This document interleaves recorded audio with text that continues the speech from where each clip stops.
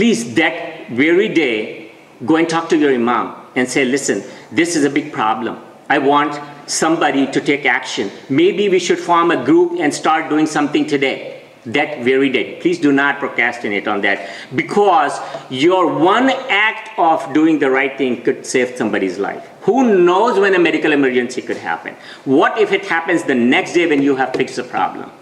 Think of the barakah and the thawab you're going to get from it. So please, I'm requesting, when you see these things, do not say, yes, something needs to be done about it, but act on it. If we don't, nobody will. Please give away to the caregivers when needed, reaching the patient, getting equipment to the patient, performing CPR or moving to the back. Just move to the side. There's nothing wrong with that. Your namaz and your salat will still be intact. Professionals trained in CPR, doctor, RNs, emergency medical technician, etc., please register with the masjid staff so that you could be called upon when help is needed. Really important thing with the Jummah prayers, with the Eid, and so on and so forth. When there's a bigger congregation, there should be a pre-planning done by the masjid committee to distribute people trained in CPR at intervals so that emergency help could be available to all areas of congregation immediately. Partner with the local ambulance service, police, fire department, and hospital. Now this is extremely, extremely important. But now, all day I have heard in different lectures that we just somehow or the other have a bad kind of impression on Americans that, oh, these are Muslims, what are they doing here, you know. So how can we fix that? How can we really change that? Because we are not really bad people. This is, I think, really important. Partner with them. Go meet with your local fire department and say, we are trying to do something, you know, in our place of worship. How can we work with you? Talk to the police department. They are there to help. Trust me, they will be extremely helpful too. I have done it, and I found them to be extremely helpful. Steps to be taken. So this is something we could, recommend to our masjid. Every cell phone should have ice in it in case of emergency. This has now become almost national and almost international now. ICE. That is the number people will be looking for to call if you have a problem, if you have a cell phone in your pocket. Basic life support training. At least 12 to 20 people in the masjid should be trained for it. It is a very simple thing to do. You buy and install and train people on the use of AED, and I'll give you some information, specific information on that as well. Plan for disaster management, and I will talk about that in a little bit of detail today. So let's go over what AED is. It is automated external defibrillator. So this is a machine that stores electric current. If somebody's heart stops, I'm just going to use this in a very wide term. The heart actually doesn't stop, it goes into certain abnormal rhythms. So you apply that and the current goes through the heart and sets it right, resets the heart's rhythm. It's called defibrillation. So this machine should be bought, and the company, I've done a lot of research and homework on that. The company I found to be really good in terms of the expenses and working with you is General Medical Device, and the information will be available to you if you want. I'll be glad to do this. This is GMD supplier, and the machine we bought is Heart Sign Samaritan PAD, Public Access Defibrillator, and the accessories are free with that. The total cost, if you go through proper channels, so when you call them, make sure you identify that you're getting this for a place of worship. They give you a $200 discount right away. If you say, I'm going with a group rate, and you could identify Imana, because I have already identified Imana, and they had given me a discount, and they know what Imana is. So if you identify yourself to be Imana, you get a little bit more discount. Total price is about $1,300 for the machine, for the cabinet, for the pediatric paddles and adult paddles. This is how it looks. So basic life support system, where to go and what to do. You can talk to the local hospitals. They do have outreach programs, and they'll be glad to help you. If that is not working, talk to local Red Cross chapters, and I think they will be glad to help you. I found them very helpful. They do have a little charge attached though. And there are some other resources. There's a group in California. They charge about, I think, $17 or so. So it's not really very expensive. Most of the time you're able to do that. Negotiate the training fee. They would come down if you have a bigger group. Keep records of people who are trained, the brothers and sisters, so that we know that we could get them recertified in 2 years. That's the time you need. So share with your local masjid organization and encourage acting on it. You meet with the president, you meet with the imam and say, this is something important, and I have some information I could share with you. How can we work together? Contact the AED company that I can give you that information. Tell them that you are from Imana and you're doing this for a religious place, and they will give you a discount.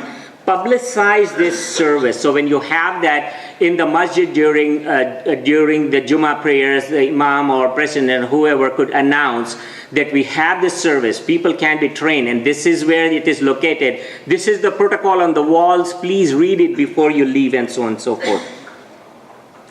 And get trained in operating that device. So now we're going to move on to non-medical emergencies. Pray is the mnemonic for that. P is for planning and preparing. Learn how to do, what to do, educate others, form a team. That's the only way you can work. Be ready. So you need to buy kits, and I'll talk about that in a little bit detail. Partner with the local organizations like Red Cross, police, firefighters, emergency room, etc., and publicize the service you're going to have. Apply what you have learned in times of need, and there should be a yearly review, revision, restocking, and yearly drill that you are supposed to do to maintain your competencies.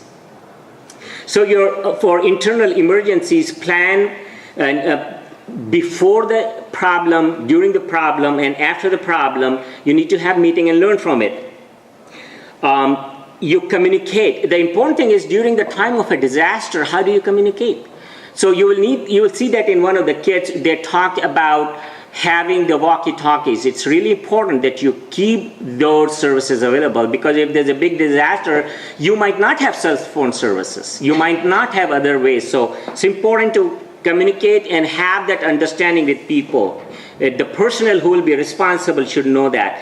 Where do you meet if there's a disaster? Are you going to meet in this room or that room or behind the masjid, and so on and so forth? There should be a rescue plan, and every rescue shelter place needs to have a safe room. So shelter is a place when you now open your prayer place or worship place or masjid to the community in times of disaster. And you will be opening your doors to others.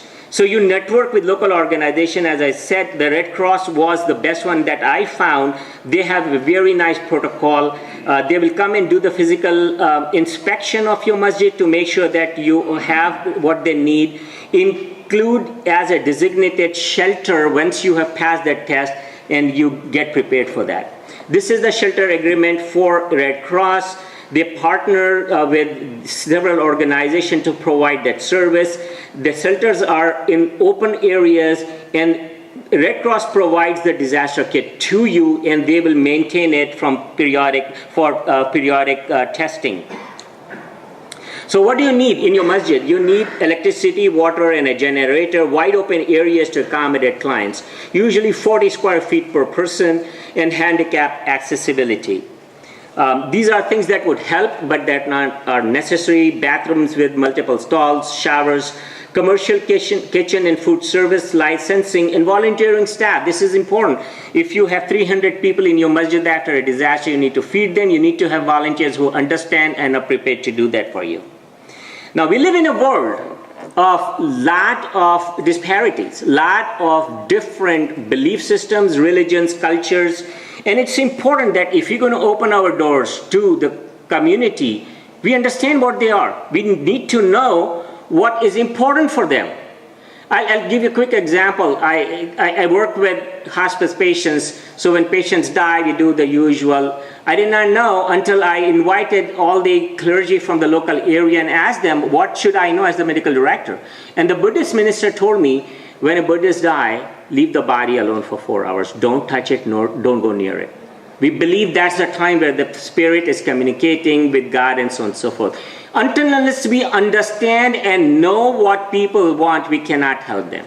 And if you're going to open our doors to a Hindu religion, we need to understand what is important for them. What do they eat? What are the prayers? So learn and interact, and then also you need to partner with people. Now these are some examples of kits for personal use in our homes. For one person, again, a copy of this will be available. I do not want to go through the list and waste time. This is all one-person kit, and then you have two-person kits, which includes a lot of important things. And this is basically what it looks like. So it's not a huge packet, it's a small packet you could store in a small area. How do you prepare yourself? For natural disasters like flood, fire, earthquake, tornado, and windstorm and so on and so forth, it will be really, really important to know what is prevalent in the area you live. Earthquakes are not common in Michigan, but on the West Coast that could be an issue. So you need to know your local geography to see what happens. In pandemics, learn what diseases are spreading, how do you protect yourself, and how do you protect the spread of the things, what medical services is available, and what's going on at the medical field. For home fires, fire is fast, it spreads within seconds. 30 seconds, you could have the fire from one end of this room to the other room. It is hot. People die from heat, not just the fire. It is dark, it's not bright and flaming. It is pitch black, and it kills people. If you are up, you are more liable to get burned as opposed to be lower to the ground. Technical and accidental hazards, terrorist hazards, and options for protection. You need to know whether you need to stay in that place or move out. And then recovery from disasters is a gradual and painstakingly slow process. So you make a plan, find out what the risks are in your area, consider to network with people and work as a group, plan to protect yourself and your family. Don't forget that in the time of disaster, and plan for locations based on your geography. You built a kit and you maintain the kit. So this is the basic disaster kit that has information about food for at least 3 days per person. You need to have dust mask, flashlights, first aid kit, moist toilets, wrench, and again, you won't remember this, so I would not go in details, but this is available. If you want, I'll be glad to give this to you. Keep canned food in cool, dry place, and the others in Ziplocs, stored boxes. Check them periodically, throw away the ones that are expiring. Water supply is very, very, very important. You need to recheck and replace every 6 months. 1 gallon of water per day per person is required, so you have plenty of drinking water and sanitation. Children, nursing mothers, sick people, and certain hot weather situations would need more water, so keep that in mind. For food, again, these items are good to go, ready to eat: canned meats, fruits and vegetables, vitamins, some dried juices, canned juices, dried fruit, crackers, and so on and so forth. Prepare your community. Maximize your awareness and encouraging participation in disaster area with people, and exchange the ideas with the community. Be a leader. Once you have done it for your community, now you need to propagate it. You need to advocate it and go and help and join the National Preparedness Coalition to get your identity and be on the front end and the cutting edge of this. And volunteer opportunities, wherever you get an opportunity to learn more and volunteer, that's a great thing to do. And there are some resources that are available, and I'll be glad to share that with you. So bottom line is, we live in this world, we live in this country, in our communities. We can live in our own home thinking that we are all alone, and that is not right. That is not true. We need help from others. We need to join hands to have a group. And this globe is not a very big place. If you join hands, we should be able to provide help. Now this is, as Muslims, we do this to pray, to please Allah, but on the other hand, this will improve the image of Muslims that, oh yeah, these are, as one of the gentlemen was saying today, it's not just 9/11 and Muslims, but oh no, these are people who are working with our fire department. They are opening up shelters and so on and so forth. And I thank you very much.